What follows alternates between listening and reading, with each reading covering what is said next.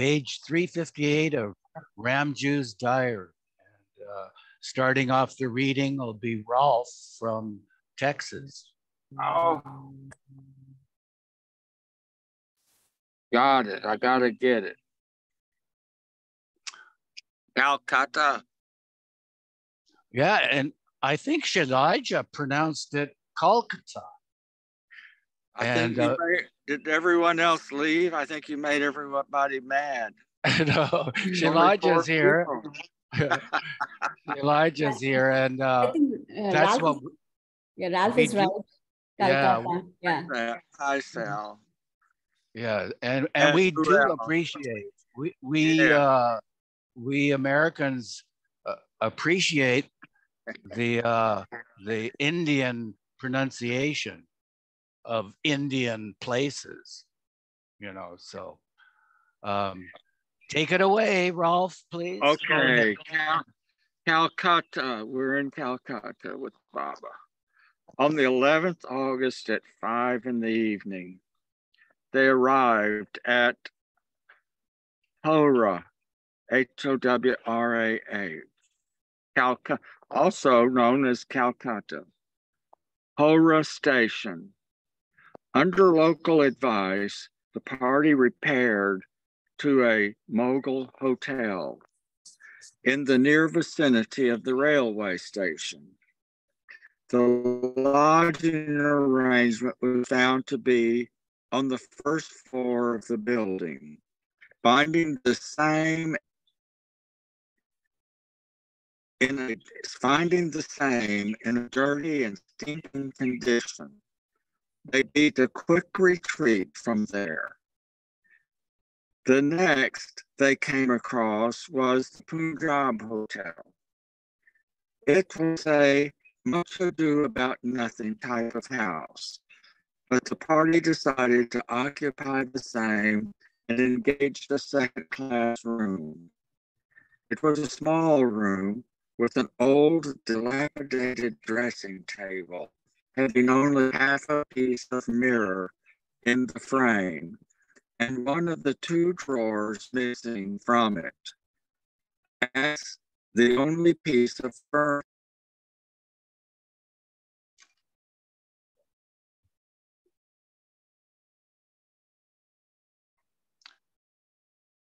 We lost your sound, Ralph. So, Shalija, could you take it from here? Yeah, sure. Thank you. Yeah, Baba. Yeah, my signal dropped. Sorry, that might be a problem. Go ahead. Sorry about that. Thanks a lot, Ralph. Bye-bye. You want me to read? You can? Yes, please, Shalija. It was a small room with an old dilapidated dressing table having only half a piece of mirror in the frame and one of the two drawers missing from it as the only piece of furniture in it. Nevertheless, it was comparatively very clean and had soundproof and walls, which was all that the party required under the circumstances. That night, the party had a joyride in a taxi and did some sightseeing for 2 hours in the great city of Bengal. The next morning, they went to Dakshineshwar after crossing the river Hooghly in a launch to the place closely associated with Sri Ramakrishna Paramahamsa's and Swami Vivekananda's lives. On the other side of river, a blind beggar was marked by them, sitting neglected in dirty surroundings. He was removed from the place, which was clean and swept by them, including with their own hands. And after feeding him to full satisfaction, he was again made comfortable on his seat, after which they proceeded. A little distance away from the Dakshineshwar village, they came upon the famous Ramakrishna Mutt, which, however, was not found by them to be so well known as at Calcutta as expected. It was situated in calm and beautiful atmosphere along the Hooghly River. Baba made the party pay their respects at the room, which was said to be occupied by Ramakrishna Paramahamsa during his stay there. The surrounding rooms, which in the lifetime of Swami Vivekananda were occupied by Ramakrishna's circle members, were also inspected. The sandals and other things used by Ramakrishna Paramahamsa, which were preserved carefully there, also came to be viewed. While returning from the temple, they came upon a small tomb that was situated a good distance away from the main buildings. It was found to contain a large photo of Sri Ramakrishna and a devotee who had been there for so many years, silently devoted to the great personality whose photo he had so fondly preserved and praised. Baba gave him some instructions about devotional exercises, and then the party came back to the hotel. The tramp about Haridwar. The same evening at 7:30, the party left Calcutta for Haridwar. Again, owing to abnormal routes, they had to travel by intermediate class. The next day, they had to change into the O&R railway at Mughal Sarai Junction. And on the 14th of the August, they came to Haridwar. It was an auspicious day, being the 14th, the Thursday, full moon day, and the day of Haridwar fair. The party took shelter in Traveler's house and then after some time went for a bath in the sacred Ganges river that originates from this place. Finding a huge crowd at the river and the bathing steps in a very dirty condition, they reached back to the shelter without having baths. A Ford car was afterwards engaged to take them to Rishikesh, a place at a distance of about 14 miles where a number of ascetics were said to be living. The car was found to be in a very rundown condition, with the seats looking like the inward side of the collar of a well-worn Ford, besides behind torn here and there. Yet the party took seats in it as it was found to be offering cheapest fare to Rishikesh. But before it actually started, a tire went down, and when that was inflated, some trouble arose in starting the worn-out engine. At that, the party left it and took to a costlier and better car. Through a rough and zigzag road, they arrived at Rishikesh. Baba bowed down to a great many pilgrims and lepers there, as he had been doing throughout the tour, wherever and whenever a chance for doing so came in the way. Baba also had some conversation with an ascetic who was known there as Nepali Baba. From Rishikesh, they walked a few miles and went near the foot of the mighty Himalayas as far as the rope bridge, which is popularly known as Lakshman Jula, or the cradle of Lakshman. At 1 o'clock, they were back again at Haridwar. Preparations were set on foot for the proposed tramp to Sakori. The members who were observing a fast since that morning were allowed to partake of the eternal rice and dal in the evening. The next morning, 15th August, they got up at 6 o'clock and repaired to the local railway station, where after wash up, they had tea and a cake each.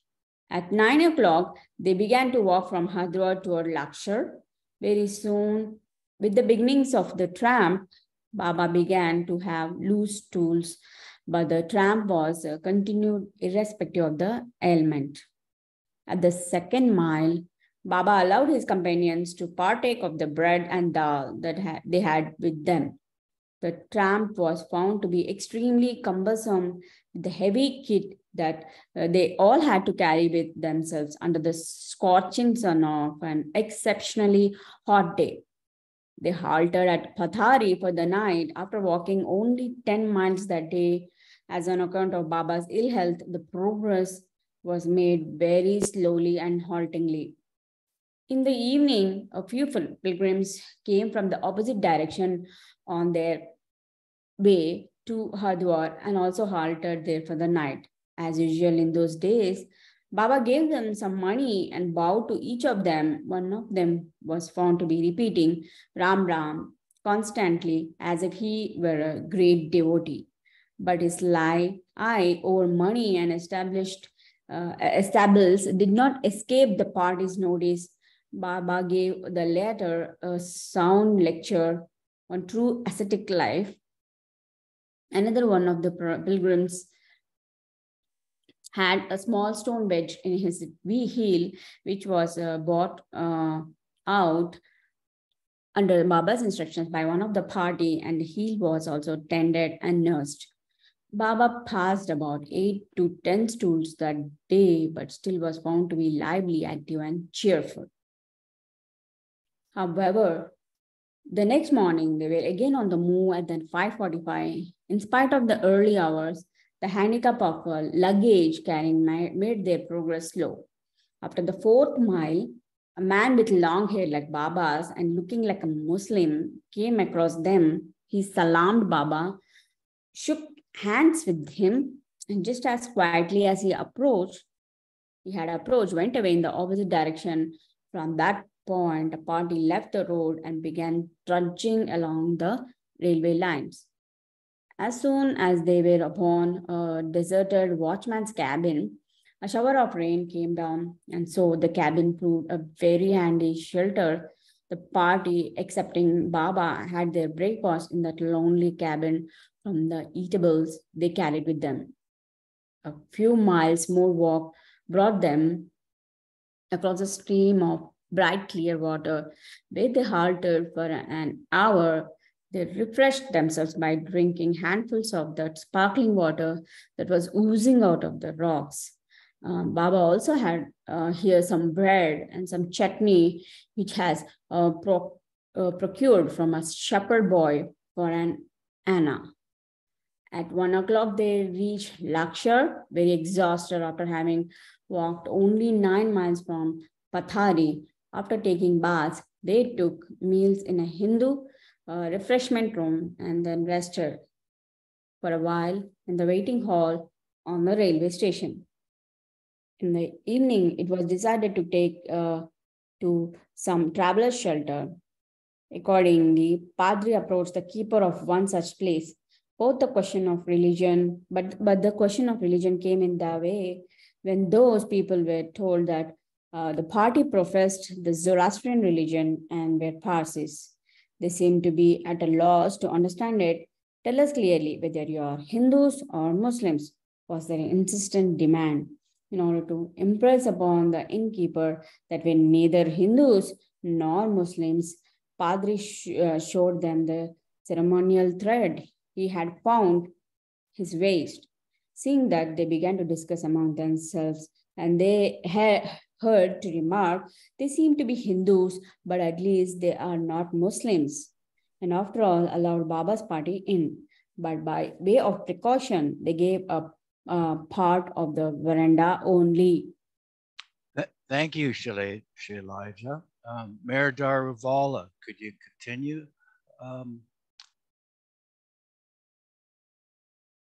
You got to unmute first, Mayor.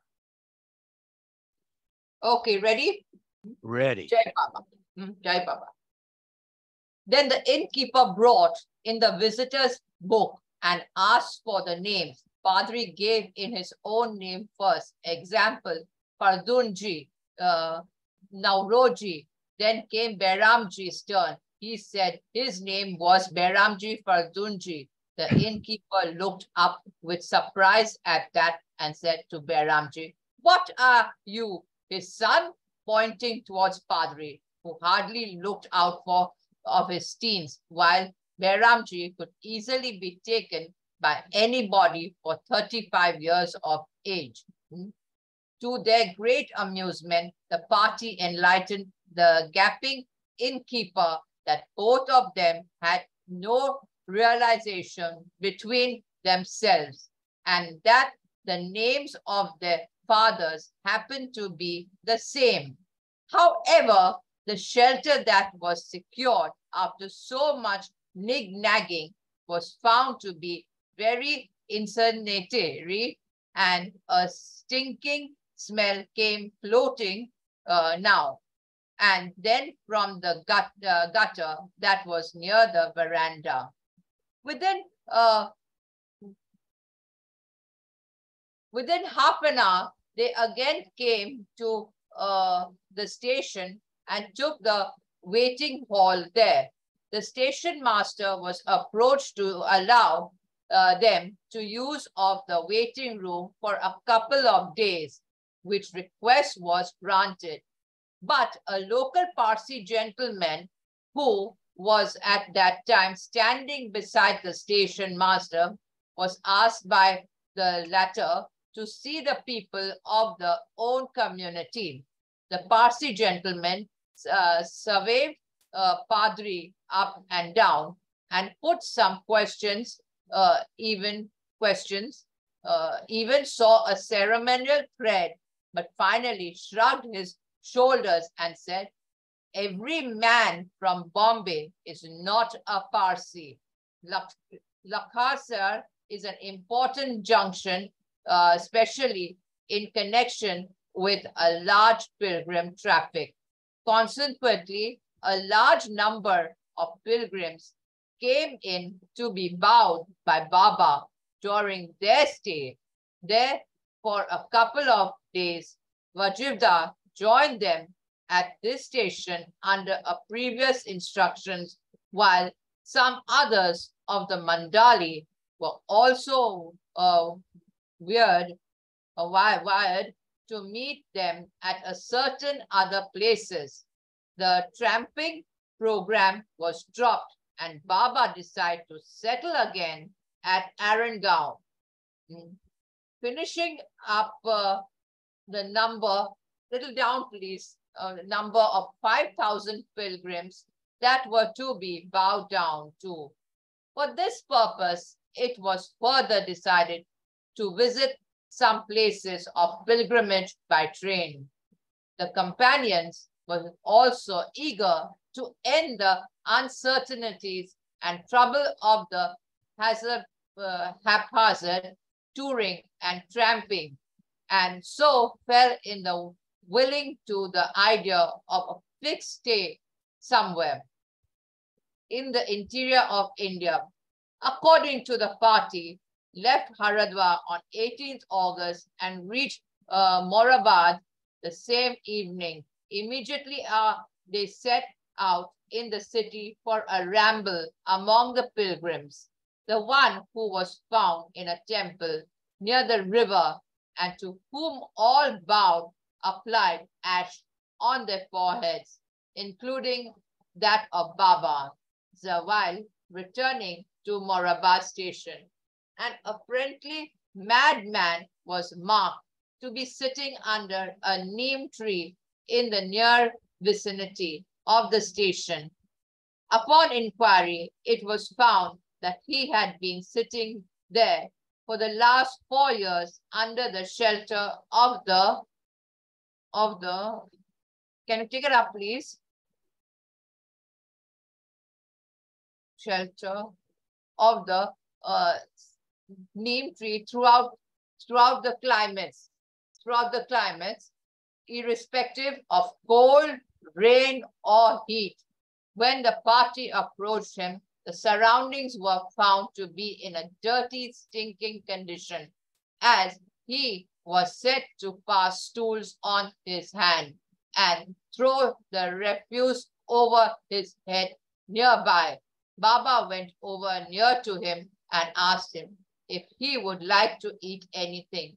He said he would take some ice cream, which was said to be his favorite food, and which at times he took by pounds. Baba then fed him with ice cream to his full satisfaction with his own hands.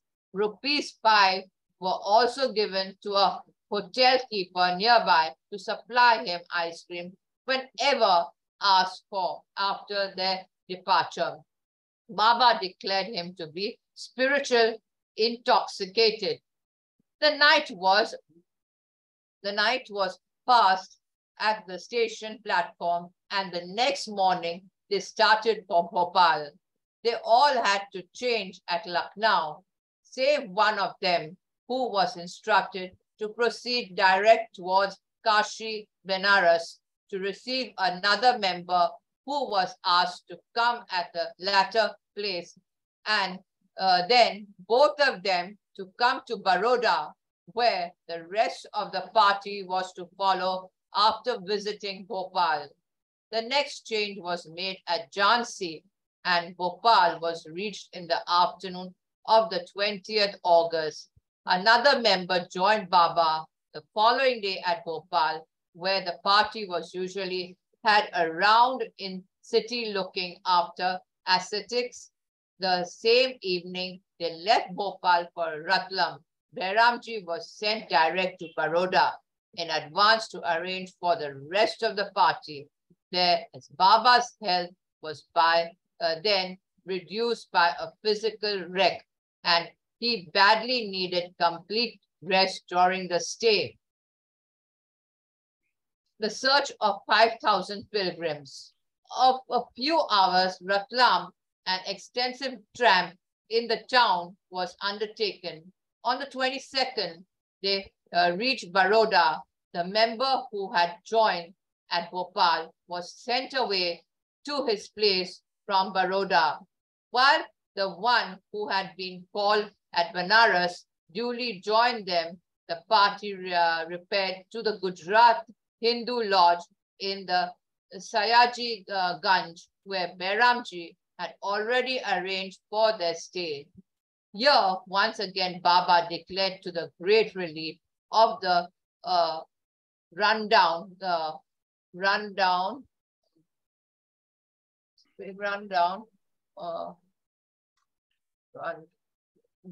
companions after visiting Mount Abu, they will finally settle down at Arangaon. The following day, the party went out for sightseeing. The Baroda Museum and the Maharaja's Palace were the finest sights they saw throughout that excursion of the day. Instead of taking rest at Baroda to recoup the shattered health, prearranged, Baba left for Baroda with the party after passing only one night there, and reached Ujjain on the 25th at 1 p.m. After meals, the party started for a ramble in the town. While passing for the banks of the river Narmada, many pilgrims and lepers were encountered on the way. Baba bowed to each of them and also gave each 2 coppers at the temple, the place of the local pilgrimage of the Narmada. The newly joined Hindu member of the party was instructed to take a bath and undergo necessary religious ceremonies of a pilgrimage. Near the same temple, 2 peculiar pilgrims were also marked to be living under a small shed near the temple tank. One of them seemed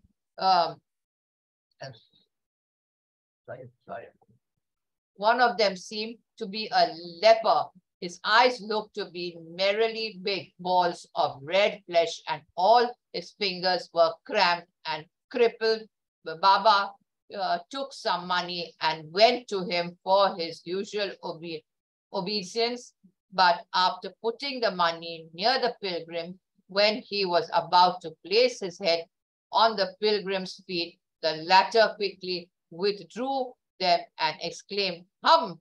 So Baba only bowed to him from a distance and returned to where the Mandali was staying.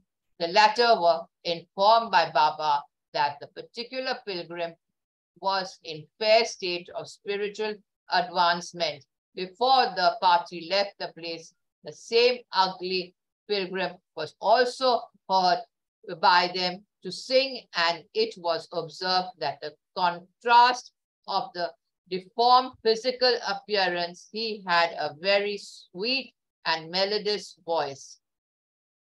Leaving the Ujjain the same evening at 4 p.m., the party came to Mortaka at 10 o'clock in the night. The night was passed again on the local railway station platform. In the morning 26th, they started by bullock carts for Ankleshwar, a place of pilgrimage at a distance of about 10 miles from Mortaka. One of the party who also began to have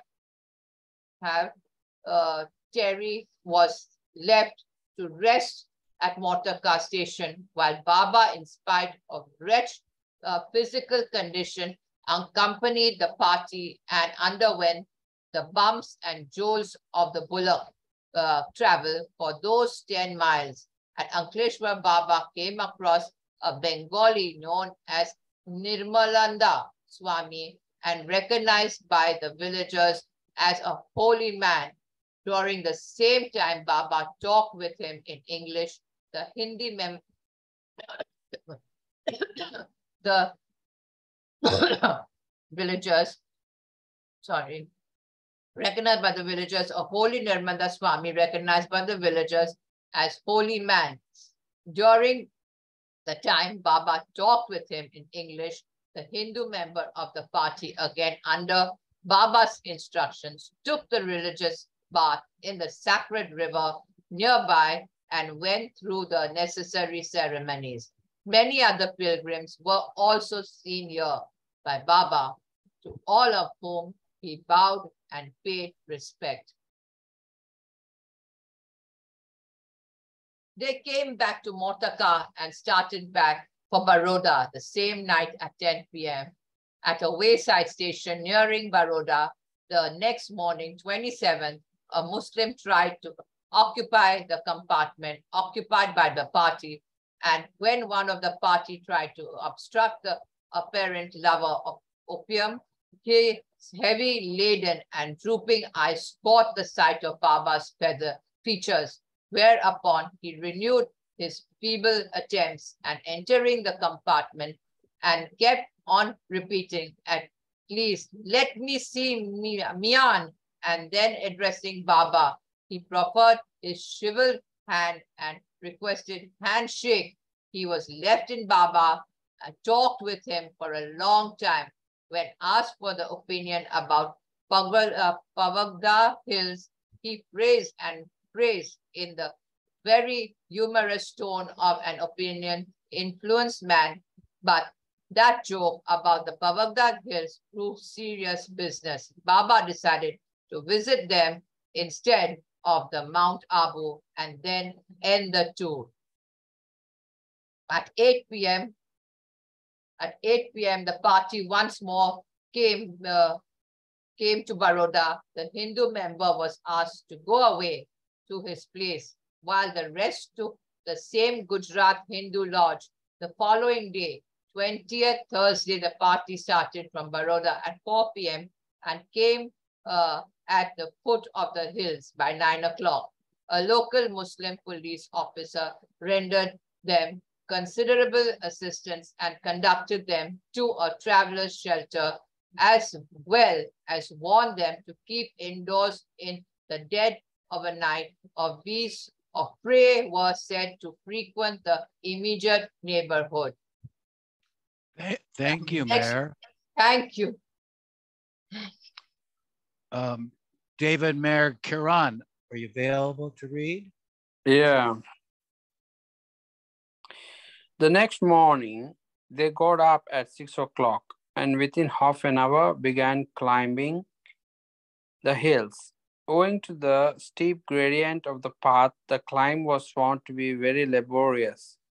It was quite a feat on Baba's part to accompany the rest of the party in that hard climb, as he still suffered with dysentery and pains in the stomach, which only subsided whenever they halted for a while. Otherwise, the pain continued with him during the whole of the climb, when Baba was often marked to wince and vibrate with it. Quite contrary to the Nilgiri hills, they were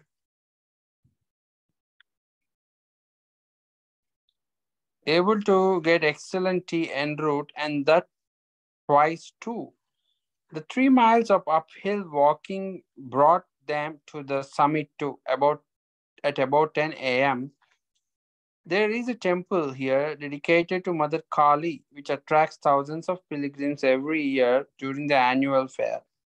Even in the ordinary days, at least 3 or 4 score of people go there daily on pilgrimage. There is also a shrine of a Muslim saint known as Sajjan Shah Wali, situated just immediately above the temple. At both the places, the party paid their respects and after that sat for a while, viewing the delightful scenery all around, with the romantic fort of Pavagadh lying in ruins in the background. Baba here discussed the prospect of putting up here permanently or at the Singhad forts near Pune and compared the situation of the two places. They came down at 12 p.m. and after taking meals returned to Baroda the same evening. From Baroda, they came over to Bombay and again put up in the Irani mansions at Dadar.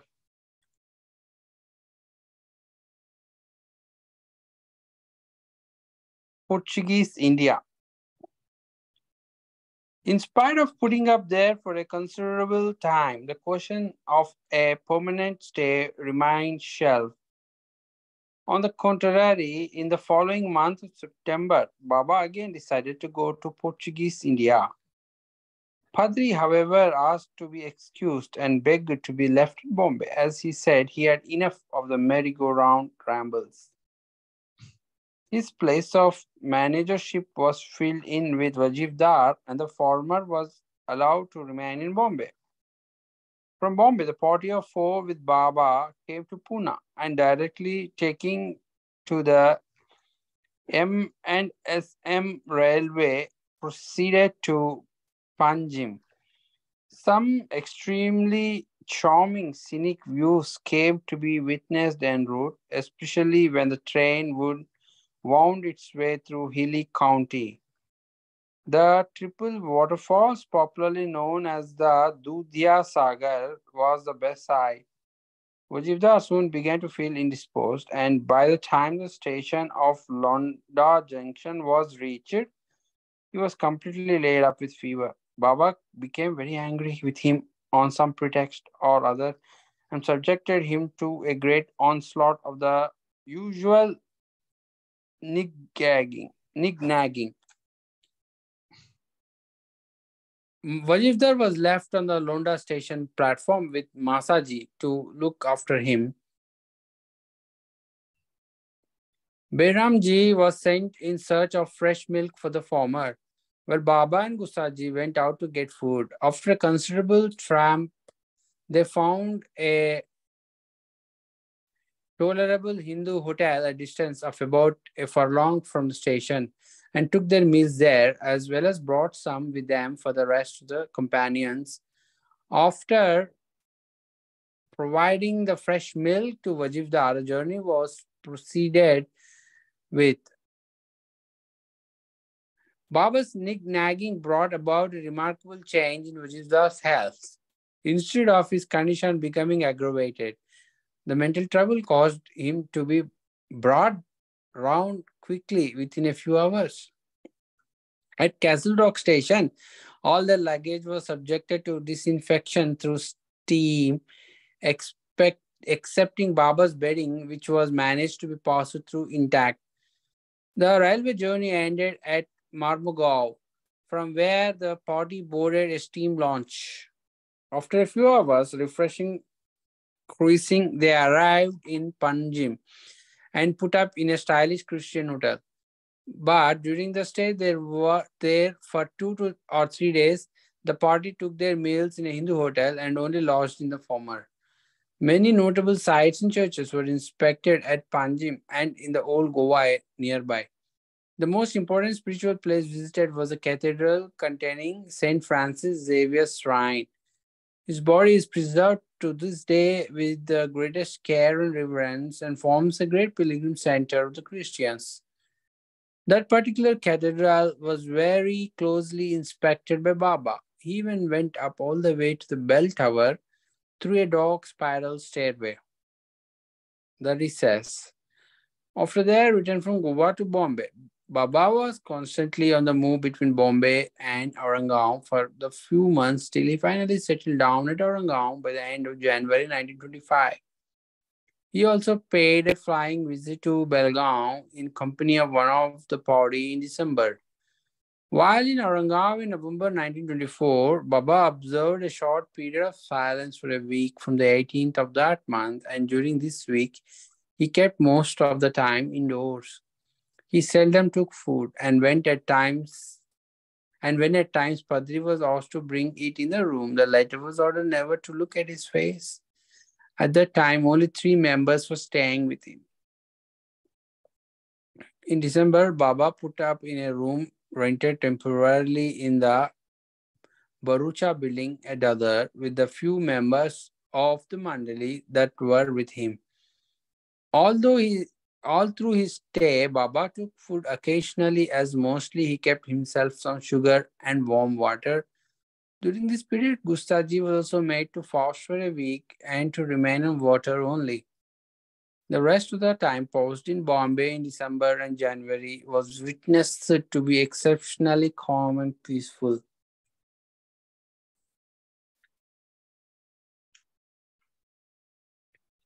The search for 5,000 pilgrims, quadrangular matches, and cine made line under Dada Chanji's management were among the frequent entertainments visited and indulged in. It was as if recess were being enjoyed in preparation for the great Mehrabad activities to be described hereafter.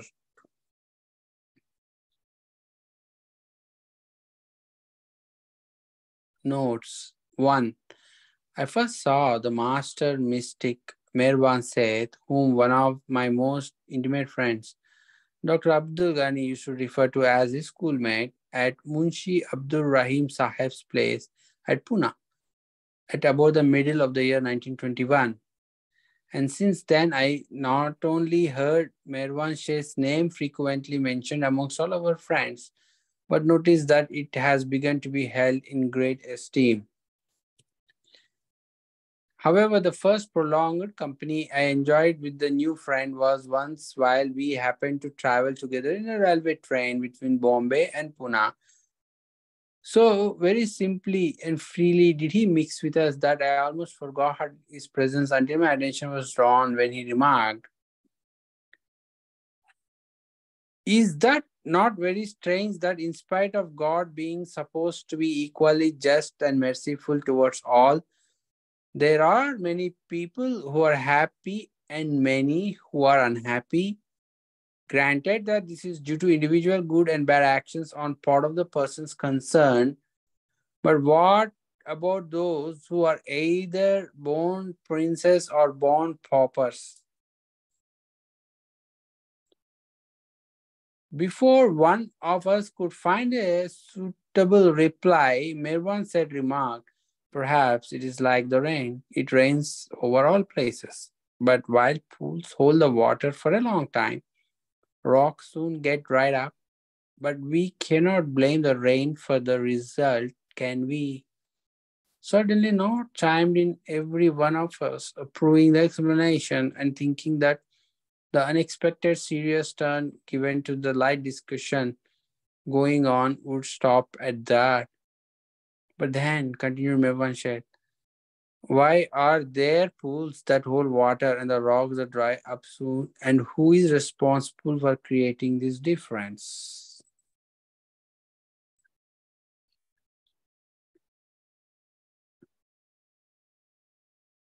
With the same abruptness with which he started the topic, he brushed aside the subject without allowing anybody to ponder over it, saying, "Oh, leave the matter and let us talk about something else." The following day, when I had forgotten all about the journey, S.M. Usman, one of my best friends, who was also with us on the preceding day, rebuked me mildly, saying, I say you ought not to have stretched your legs and placed your feet with the boots on against Mirwan says seat in the train yesterday. And what harm was there in so doing? I asked. No harm, replied my friend, but it was rather rude of you to do so. And thus I came to know that besides esteem, my friends had also begun to have reverence for Mirwan said. But it made no difference in my attitude of disinterestedness towards him. Ramjoo Abdullah, The Mystics Ahmed, The Meher Message, Volume 3, Number 2, 1931, 34 to 36. Thanks, David. Ernie, could you unmute and continue, please?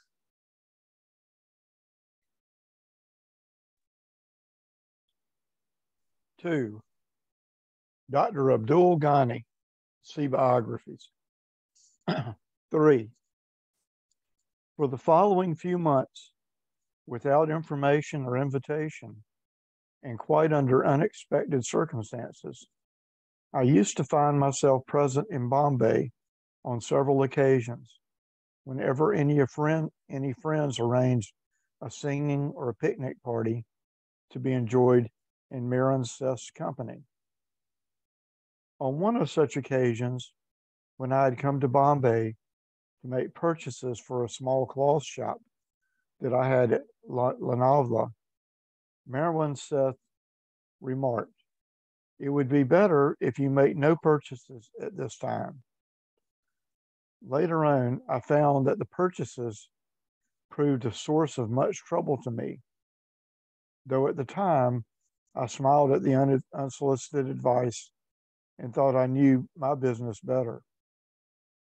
In the course of time, I myself began to feel some attraction towards Mirwan Seth, and thereupon I made some offhand yet deliberate attempts to see him. But whereas formerly I used to come across him without any intention to do so, now every time that I tried, I failed to reach him until the 23rd of January, 1922.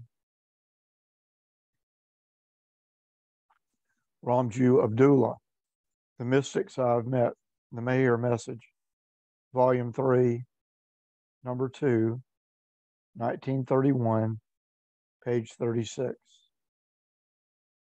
4. Munshi Abdur Rahim, see biographies. 5. Gustaji in Hansosha, see biographies. 6. Bailey J. Harani, see biographies. Let me just interject here that here the spelling of Bailey is Behli.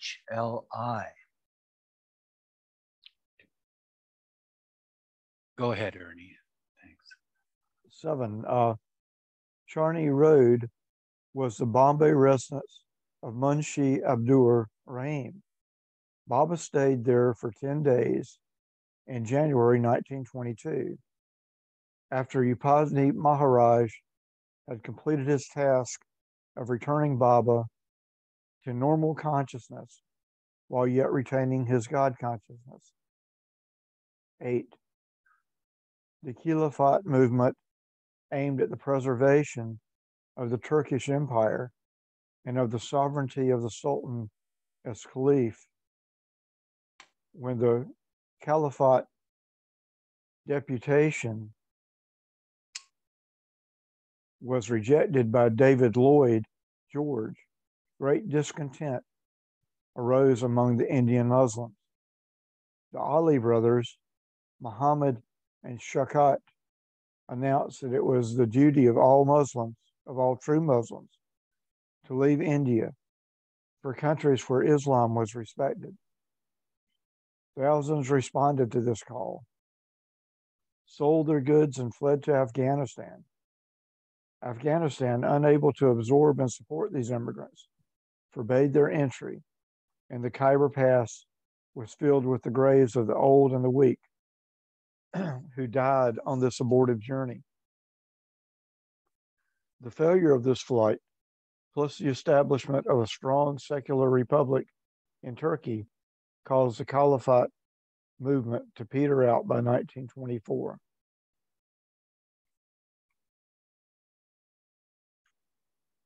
Swaraj, the Congress Home Rule Party, advocating home rule for India, became linked with Mohandas Gandhi's non-cooperation movement and identified with India's struggle for independence.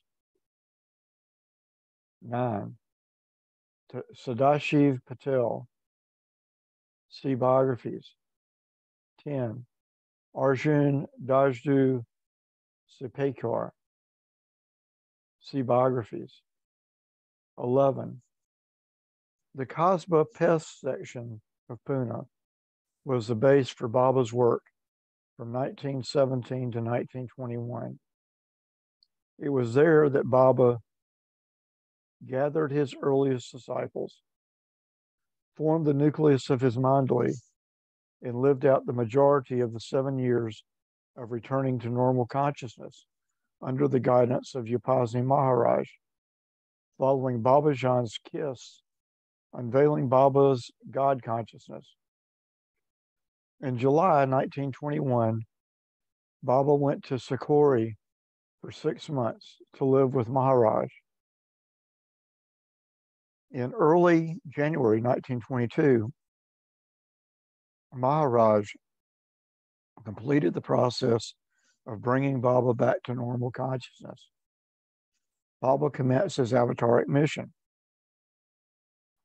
living in a small hut in Pune while returning to the Kasbah Pest section weekly, as described in the text. Since the Kasbah Pest period of Baba's life is very important, has been little discussed, and forms a natural prelude to the commencement of this diary, I've included a description of these activities. Sometime in 1917, Baba's father opened a toddy shop in the Kasbah Pest section of Pune. Baba, who as yet was still most absorbed in his God-conscious state, looked after the shop for 2 hours every day. In 1918, Baba determined to open a toddy shop of his own. He and Ramjoo secured a license, went into partnership, and opened a toddy shop. Baba worked long hours in the shop, at least 6 hours a day, washing the bottles, serving the customers, sweeping the floors, indeed all the menial tasks. After a year, Baba ceased working in the shop, and eventually it was closed. During this period, many people came to the shop, met Baba, and conversed with him. Shortly thereafter, he hired a small room near the tomb of Khwaja Salahuddin, which he decorated with pictures of Upasni Maharaj and Babajan. Ceremonies, singing, etc., were performed there every evening and twice a week early in the morning. In addition, meetings and discussions were held there.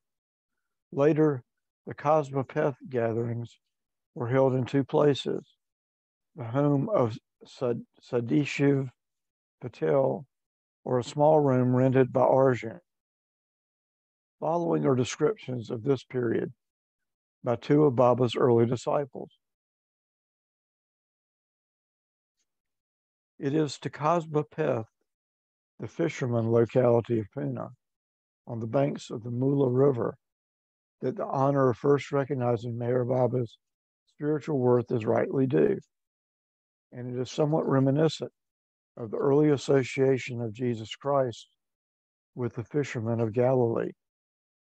The wisdom in the choice of this locality by Meher Baba in the matter of his first spiritual contact with the outside world would be well appreciated if the following concomitant factors are taken into account.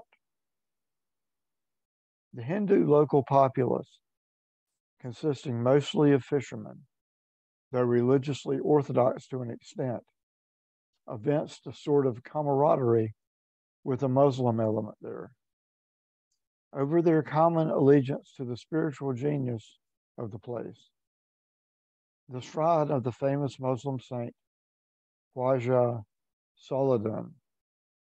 Hence, the social contact of Hindus and Muslims at Cosmopeth with Meher Baba as the center of attraction never smacked of that indefinable feeling of restraint and reservation, which one unmistakably sniffs in the atmosphere of ultra orthodoxy as that of southern India.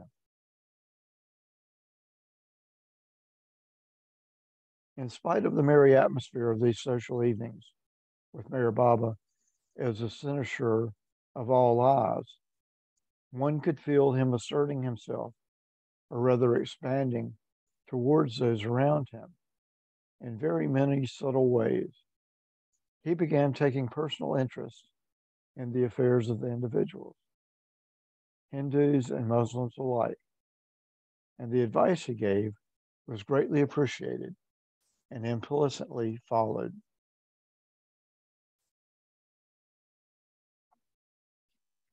At this stage, he came to be regarded as a very sincere and disinterested friend, and many would feel relieved and comforted after unburdening to him the best or worst of their secrets and troubles.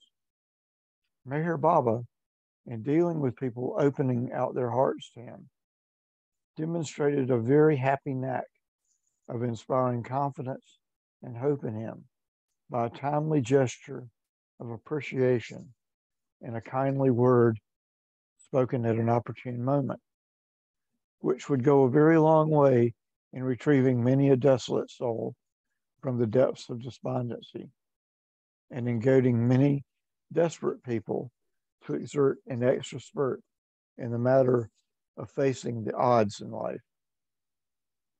The early Mandali at Cosmopeth were gradually trained to rise above their mundane pastimes and were encouraged to think and talk more of spiritual matters. When in a lighter vein or mood, Meher Baba would be the first to crack or enjoy a joke, but he would simply refuse to countenance any vulgarity and frivolous behavior from anyone around him. Individual likes and dislikes were scrupulously taken note of by him. The Hindus were allowed to perform worship ceremonies, devotional singing, and religious speeches, and other rites after their own way. And whenever the Muslims were in attendance in sufficient numbers, ghazal singing, mostly amateurish, was indulged in, wherein Shah Shahib and myself would sometimes participate. Meher Baba, too, sometimes would entertain the assemblage by singing a few ghazals, odes, from his favorite poet, Hafiz, in his sweet, warbling voice, and would sometimes accompany the devotional singing and music by playing dexterously the Indian drums, cylindrical in shape, commonly known as murdang or dal. Dr. Abdul Ghani, 20 years with Meher Baba. Meher Baba Journal, August 1940, page 679 and 680. Thanks, Ern. Rolf, is your connection better now? Could you continue reading if it is? We can try. I don't think there's any guarantee. Okay. So give it a shot. Sounds good so far. Baba. Had a little trouble with the phone. Here we go. For some time at Pune, I seemed to have lost touch with Merwan, who still visited Sakori, until one day I met Bailey, here spelled Baily, who was known to Merwan long before he met at Pune cantonment. Long before he met me at Pune cantonment. Bailey informed me that Merwan was staying at Kasbah Path at one end of the city. As I did not know the way to go to Kasbah Path, he gave me an indication of the roads and streets, which I could hardly remember. With difficulty, one day during spare hours, I managed to find Kasbah Path, and there, in a small one-storied building of Arjun, who was a pet disciple, I found Merwan. I was overjoyed to meet him there. There were two buildings at Kasbah Path, which Merwan often visited. The small one belonging to Arjun, and another, a bigger three-storied building, some blocks ahead, belonging to Sadashiv Shelki Patel, in parentheses, Patel. Sadashiv is one of the oldest disciples and friends of Merwan. There was a band of about a dozen fishermen disciples of Merwan at Kasbah Path, to which Arjun belonged, and Sadashiv was the head of them all. Merwan passed most of his time in the two houses, singing Hindu devotional songs and ghazals, playing the drum, seeing people who, it's actually printed, playing drum, seeing people who came for blessing and giving occasional discourses in Hindi, Marathi, Gujarati, and English. His food was meager.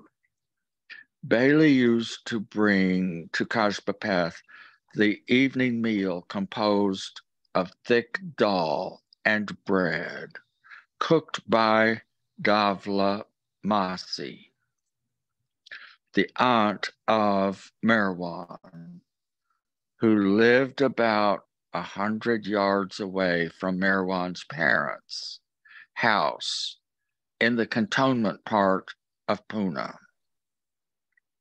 Merwan and his disciple friends used to sit and take this meal together.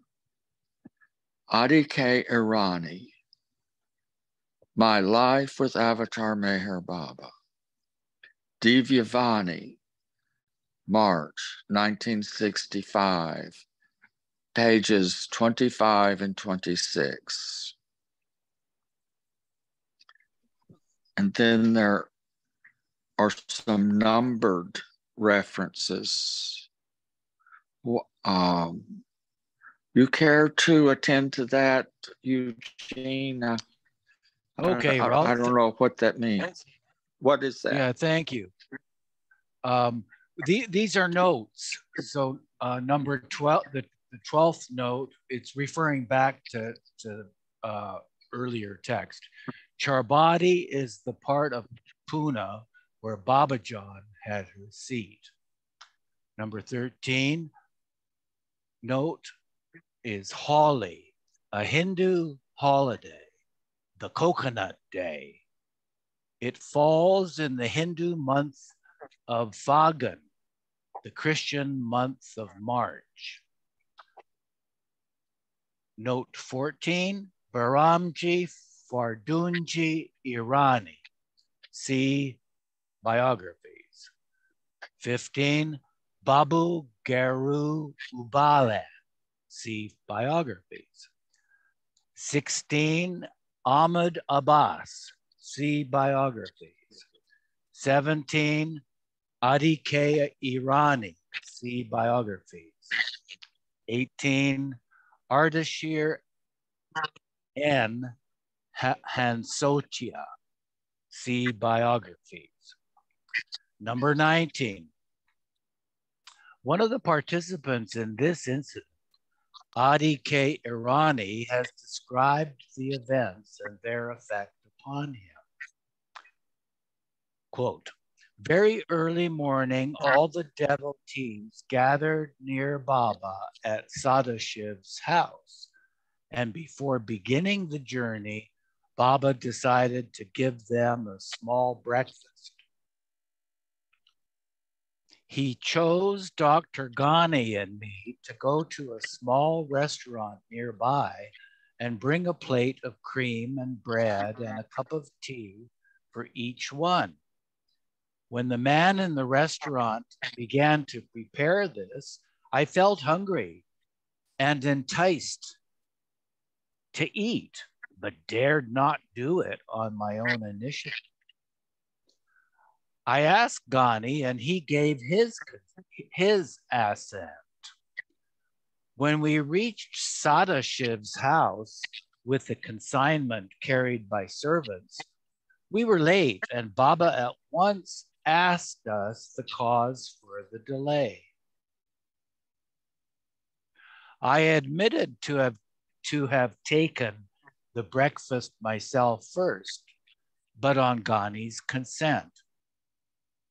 Ghani said that I did it on my own. Baba became, quote unquote, furious. And this was the first lesson I got from him. With a violent impact of his hand, I was shaken to the depth of my ego.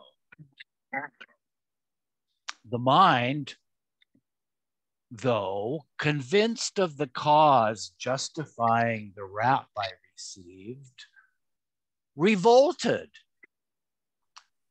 Whoops.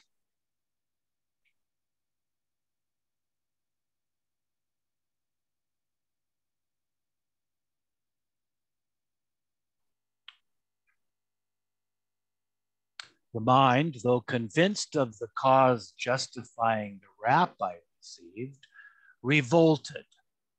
But the heart was too full with his love and at once silenced the mind. The number of blows I have had in my life at his chastising hands ever cherished in me a sweet, reforming memory of my weaknesses. That was Adi K. Irani, My Life with Avatar Mayor Baba, Divya Vani, May 1965, page 25. Here's a good spot to stop on page 3. We'll pick up next week on page 374 with the 20, note 20.